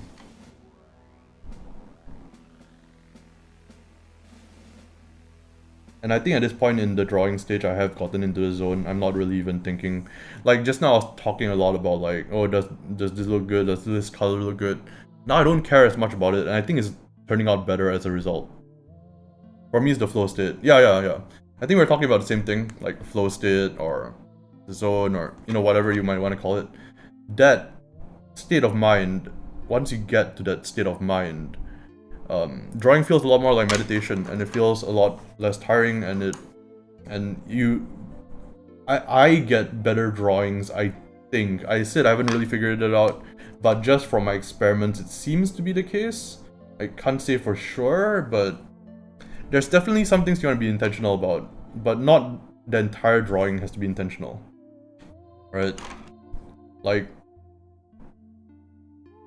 the rendering phase for a painting, that doesn't have to, like, require a shit ton of your energy. It has to require a bit. Like, you still have to go through the motions, you still have to do the thing, and you learn a lot by doing that, by putting in the time and energy and effort to properly render out a full painting. However, you don't need to devote your entire self to it during that time period. Okay, I think that's good. I think I'm going to actually take a sip of water, and I will start putting down some I might put on some, like, Posca white, or I might do another layer I'm not sure yet. What I'm thinking was another layer of red covering this, seeping in. But I think that looks good already. I kinda think I might be overdoing it if I do that. So I'm thinking like just some red coming down here is good too. So I think I'm gonna do that. Yeah, I'm just gonna put on some red here. I'm just gonna like make it kind of gradient into the existing image, and then I'm gonna try putting in some extra inks. I don't know if we'll scan it and digitally manipulate it by today. I have enough energy to do that. It's just, can I do that? Yeah, I think we can. I think we can. I think it's probably a mix. Look at what I did while in the zone afterwards. Try to use some of it intentionally, vice versa. Improve both. Definitely, like the part after drawing, right? When you look at your drawing and you reflect on the stuff that you did right, the stuff you did wrong, that's as important as the drawing itself, I will argue. You looking at your process and figuring out not whether it's efficient or anything like that, more like, well, if efficiency is important for you, then yeah, maybe that. But like, whether you like the result and what you did during that time. So I'm not saying that you shouldn't be aware of what you're doing when you're drawing. You should be aware of it, but you should let it pass on by. And then afterwards, you can then analyze it.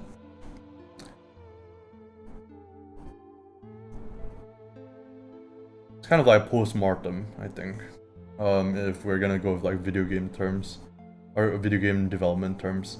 Like, after this entire like session of like making this video game and releasing it and everything, what went right, what went wrong, what will you change in the future? And that's important to kind of do for any creative practice. Try to figure out any screw-ups you might have had or changes you might want to do in the future. That's important for building out your design compass. It's important for building out your design compass. It's important for figuring out what your preferences are. And when it comes down to it, all art is a series of creative decisions. Creative decision making, right? So knowing what you like and who you are and what you want to do is probably the most important thing.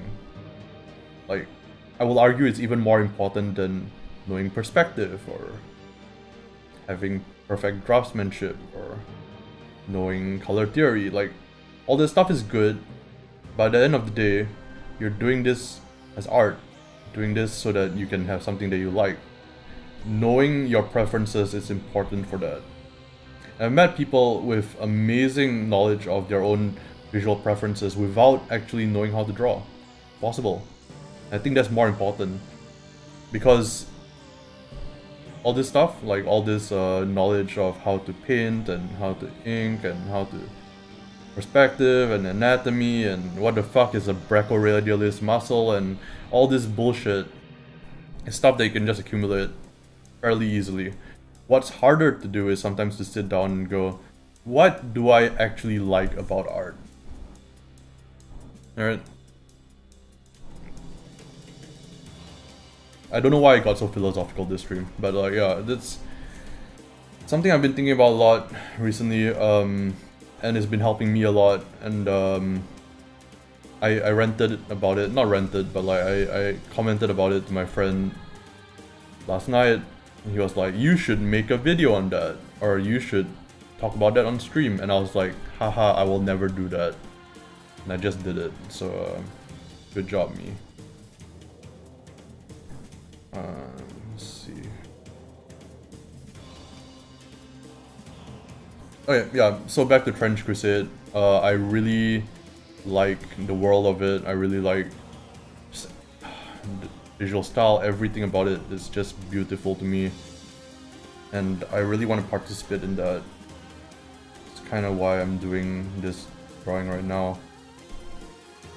I was initially gonna do some card art, but I realized that I've been doing that for past few days quite meticulously. And I'm like, you know what? I'm gonna give myself a break. I think I deserve it. I'm gonna draw something that something a bit different. Something where I can practice some skills I've never tried before. And this seems perfect for that. So that's why we're doing this. I think here could use a bit of shadow, but I'm thinking also, yeah, so here's what I'm thinking. That part transitions into red, right? Give it some, like, some texture, and also make it like that. Kind of like some hue variation, right? Like, goes like that, right? So I'm thinking like that, and here as well. Just a little bit, right? Just a little bit.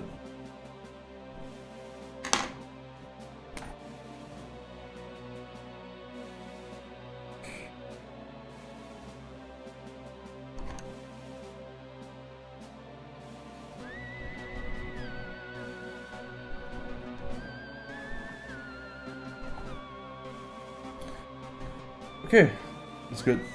Let's see. Where are we at? Okay, there's one more thing that I think I haven't really been doing, which is adding a bit more dark to this section here. Because this is dirty, grimy kind of cloak, flesh cloak. So we are going to just darken that area up a bit. Darken this area up a bit. And I think at this point it's quote-unquote done. Until I decide that it's not done, which is now, because I realized that I haven't really shaded in the palettes. But once I shade in the palettes, it should be done. I'm gonna shade in the palettes, and then I'm going to use a Posca marker, the white Posca marker that I've been talking about this entire time. I'm gonna shade in the... not shade in, I'm gonna highlight certain areas. And this is the part where I'm a bit scared, because I can fuck it up really badly. So I'm actually gonna use a scrap piece of paper. I'm gonna use a scrap piece of paper to make sure that it doesn't fuck up. Let's try it. Okay, so Oscar. Okay. So this is what I'm gonna be using. Alright. You can see it kind of like go over. It's not quite big enough. There we go. So that seems good. Alright. So I'm gonna just hit it with some of this. It's risky because I can't go back, but should I do the inks first actually? Nah, I think these parts here. Okay, I just want to highlight a few of these parts here. Okay. That's good. Haven't messed up yet, which is good. Always good. Just a bit of highlighting here.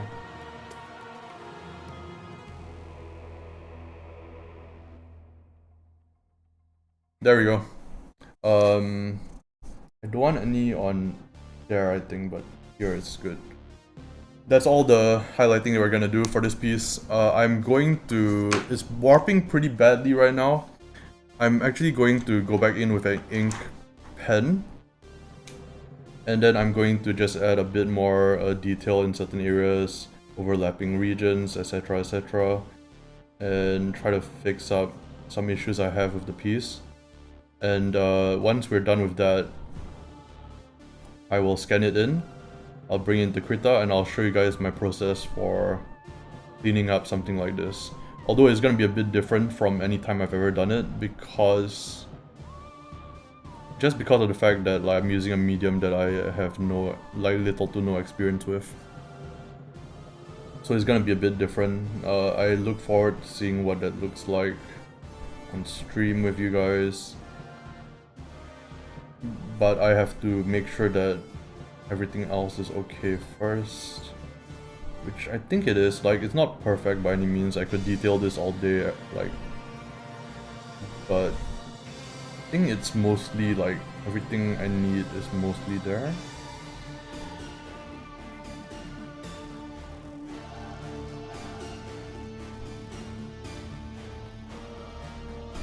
And you can, of course, overdo the piece.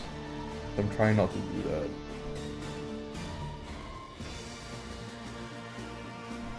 Okay. What do you guys think? Is it ready for scanning in your opinion?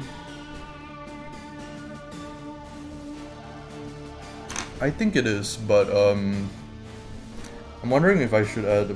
Yeah, I'm just gonna add a bit more texture here, and I'm just wondering like the shadows. Like, should I add in more shadows, or I kind of scan it in, you know? But I think that's good. Oh wait, one more thing is like the holes here. I realized I never really inked them out properly. We'll just do that. We'll let this piece dry a bit for like 1 minute or something, and then we'll scan it into my scanner and try to polish it up in, I think, Photoshop. I'm using Krita a lot for like painting, but for any of this kind of manipulation stuff, I still prefer Photoshop. Do it. I'll be off in a minute. We'll definitely catch the rest on VOD. No worries. Thank you for dropping by, Hugo. I really appreciate it. Thank you. Thank you for all your kind words and thoughtful insights as well. We should catch up on Discord as well sometime. Let's see. Okay.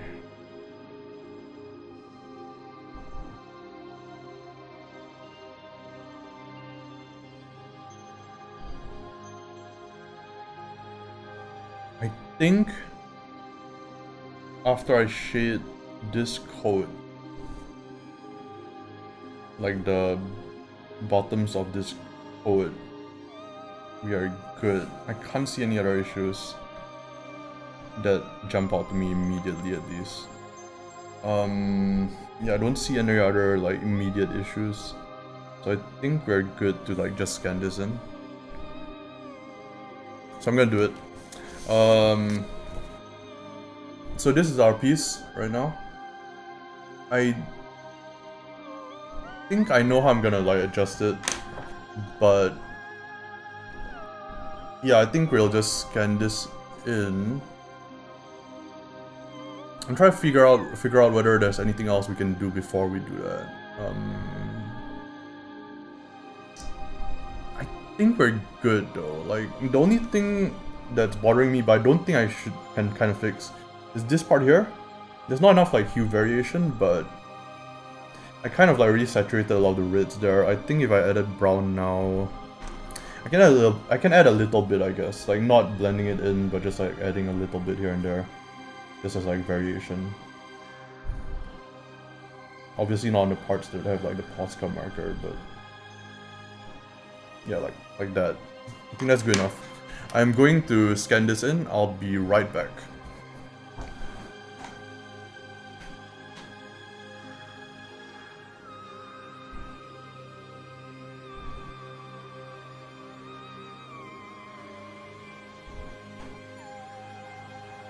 Okay, let's see. I'm starting it up, and I'm also starting up Photoshop. I'm gonna start up my scanner, and we're gonna scan this bad boy in. Let's see here. Close, close, close. Do you want to save it? No, no, no. New version update. I don't care. Scan. I'm not showing you my screen right now, but I'm scanning all the stuff in. So my camera might lag a bit because Photoshop is opening and Photoshop is a beast, but should be good.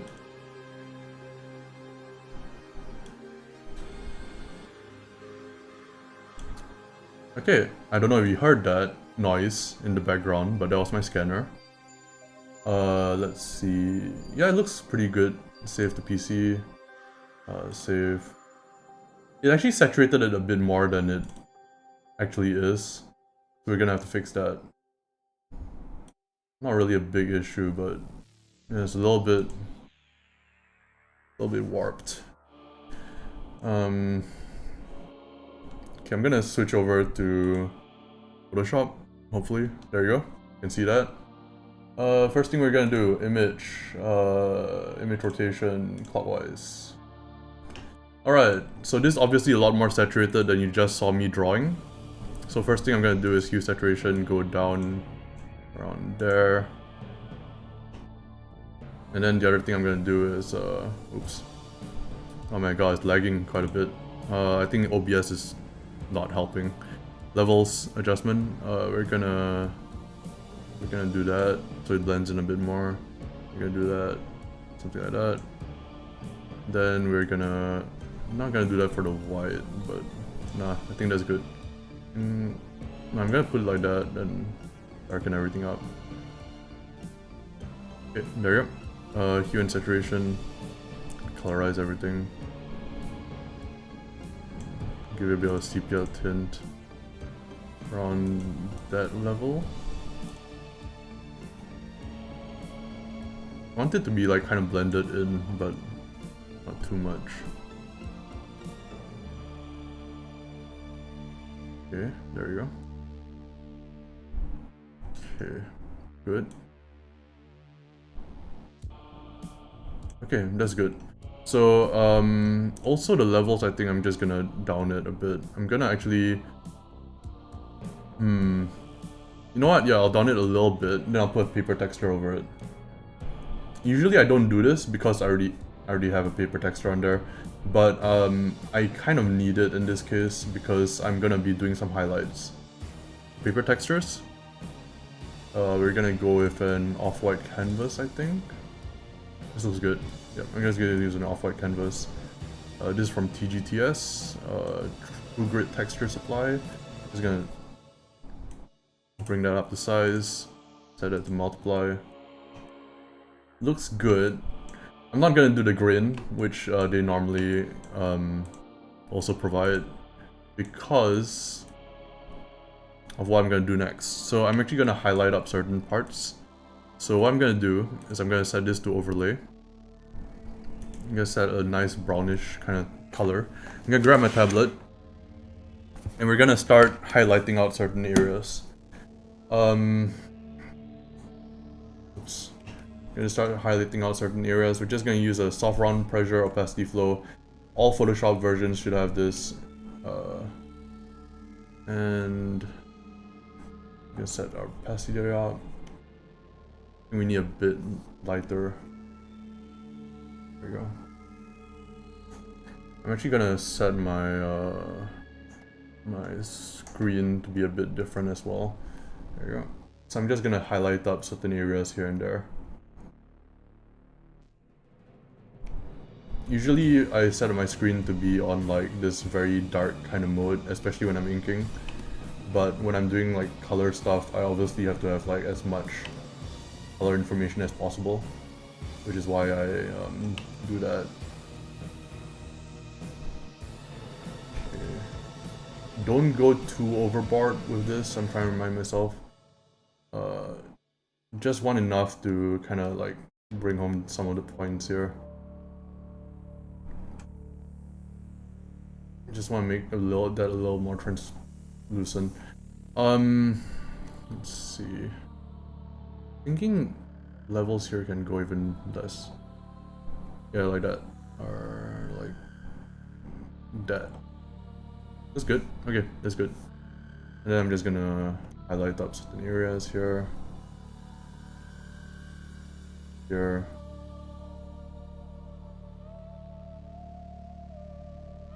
Yeah, this is just like a easy way to kind of add a bit more depth, especially when you're scanning in these drawings. It can be hard to you kind of want to over exaggerate some parts of it, but you don't want to go too far, right? Because you still want to keep a lot of your initial intention behind the drawing in. So, okay, there we go. Okay, I think I'm gonna leave it at that for the highlights. I'm gonna do another overlay layer. I'm gonna set this to a more of a reddish tone, and I'm gonna go in on the. Okay, that's too reddish, more purplish, I guess. I'm gonna go in on some of the darker areas here.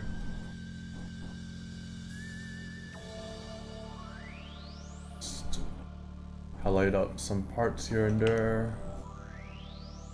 At this point, all I'm doing is I am just emphasizing some of the shadows. That's it. That's all I'm doing. Not really modifying it all that much, even though there is quite a large impact.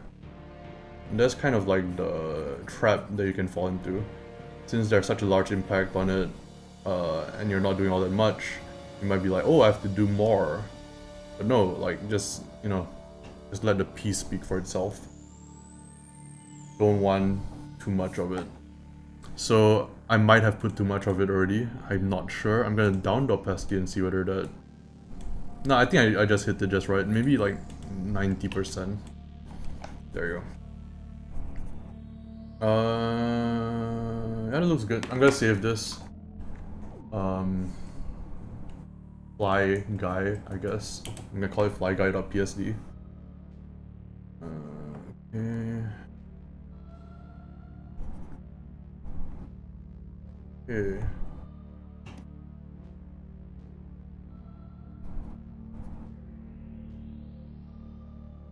I think that's it.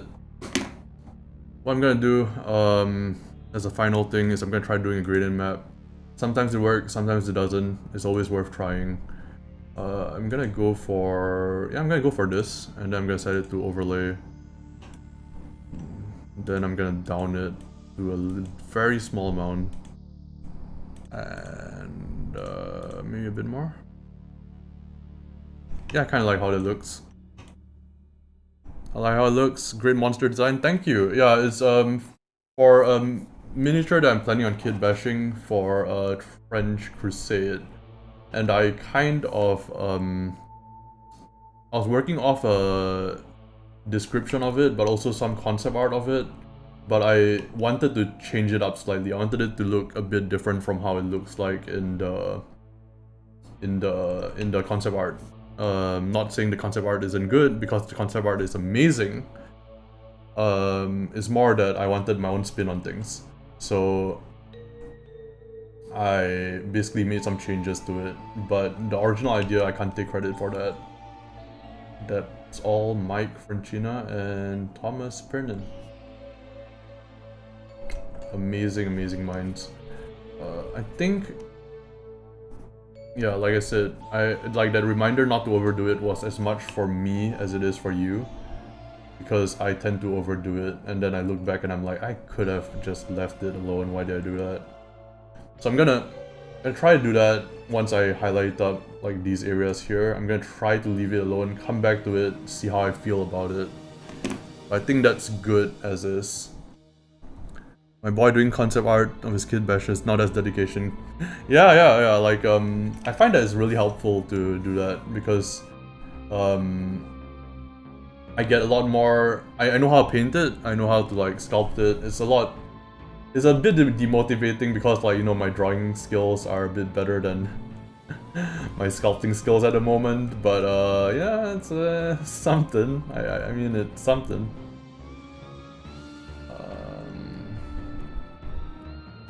Okay, that is quite good, I think. One more pass up here, and we are done. Save that. I feel like the background is a bit sparse, which is fine, but maybe a little gradient overlay will help things a little bit. So I'm just gonna, you know what? I'm not even gonna use a gradient. I'm gonna use a cloud brush or something. I'll find something that I can use. What can I use? What can I use? What can I use? What can I use? What can I use? What can I use? What can I use? What can I use? Say that 10 times over. What can I do? What can I use? I can't find any cloud brushes or anything.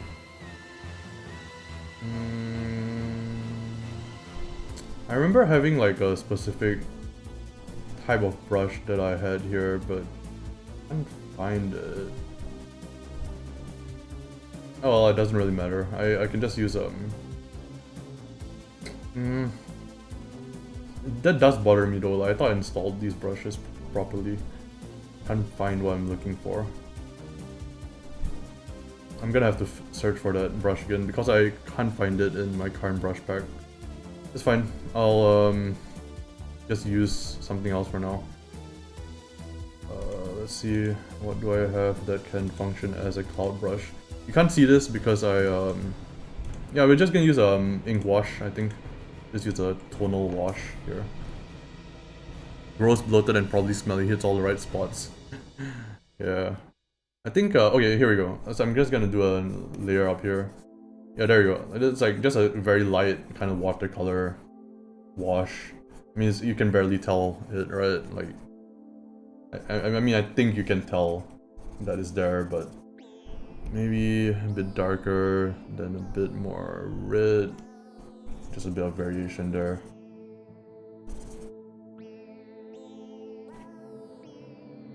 Okay. That's too much. Went too much.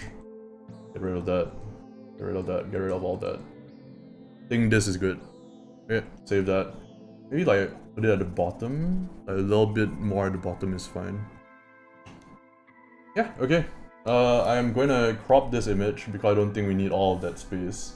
Maybe a little bit, like a rule of thirds. I don't know, like. Yeah, fuck the rule of thirds. Who needs that shit? I'll just do it like that. Yeah, that's fine.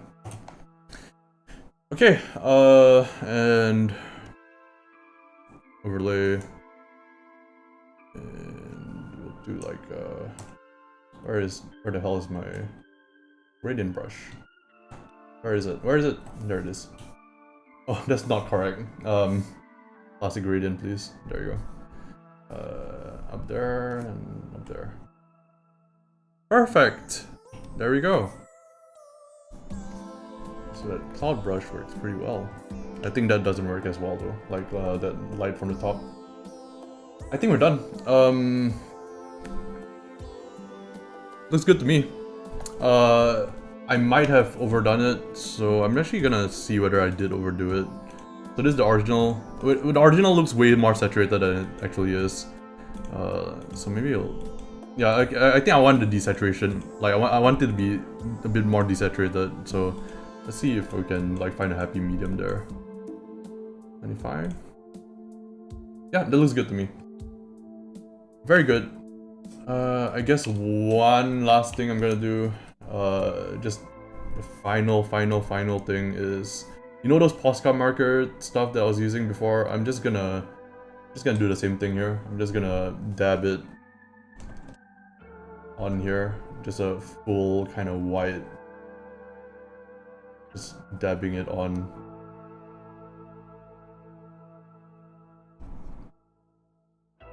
Okay, just kind of there to draw some of the tension up towards the face. Don't want too much of it. I'm not even gonna put it for all of the palettes. I'm just gonna put it for like one or two of them, I guess. And then I'm gonna do that on the gun barrel, and we are done. Alright! How long have we been streaming? 2 hours. Okay, we're done. Okay, we should crop the top part because I realized that that part's a bit... Yeah. Crop that out. Should I fill in this gap right here? Does it even fucking matter? Probably not, but fill it in. My OCD demands it. Let's save that. Okay, I will now start thanking everybody who came by the stream. Thank you for coming, Catherine, Hugo, Jack, Secondary Electron, Caustic, and that's about it. Thank you all so much for coming by. I really appreciate it. I think today was a great stream. I really enjoyed it. I hope my philosophical tangents on art didn't put anybody off or anything like that. Yeah, I really enjoyed today's stream. A lot more than I enjoy most streams, which is quite a bit. Alright. See you guys. Stop recording, stop streaming. Goodbye.